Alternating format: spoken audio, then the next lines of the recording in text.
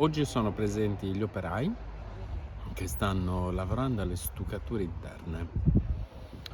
Seguiranno gli impianti a terra, un impianto molto complesso di luci a terra, la pavimentazione, la chiusura con tutti gli infissi da cui partirà queste lame di luce che entreranno in questa scatola di grandi dimensioni che è appunto la nuova sala che stiamo completando. Quindi lavori in corso.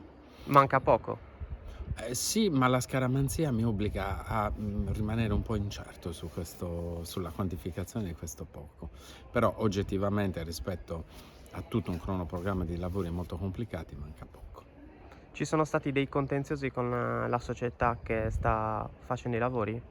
No, contenzioso significa che siamo già in un ambito giudiziario? No. Ci son state però grandi difficoltà, che son state tutte superate, tra l'impresa, la direzione dei lavori e lo stesso comune che ha la responsabilità nel RUP, dei lavori stessi. Effettivamente, forse troppe difficoltà. Il 2025 sarà l'anno buono? Contro ogni provvedimento di cautela scaramantica, sì, sarà l'anno buono. Il comune di Cabras, una volta ultimati i lavori, cosa dovrà fare?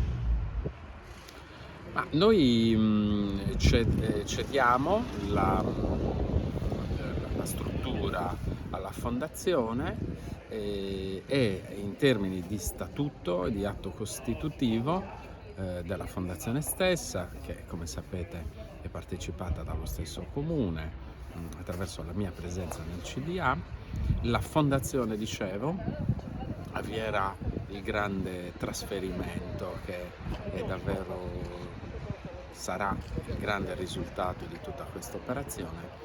Dicevo, il trasferimento dei giganti che ora stanno a Cagliari e di tutti i beni che stanno nel Museo Archeologico Nazionale di Cagliari relativi a Monteprama, che arricchiranno l'allestimento di Cabras. Un grande risultato che arriverà a compimento dopo un percorso molto lungo. Questa operazione è prevista nella scrittura degli atti sottoscritti dal Ministro, dal Presidente della Regione e del Sindaco. Ora però dobbiamo darne concreta realizzazione.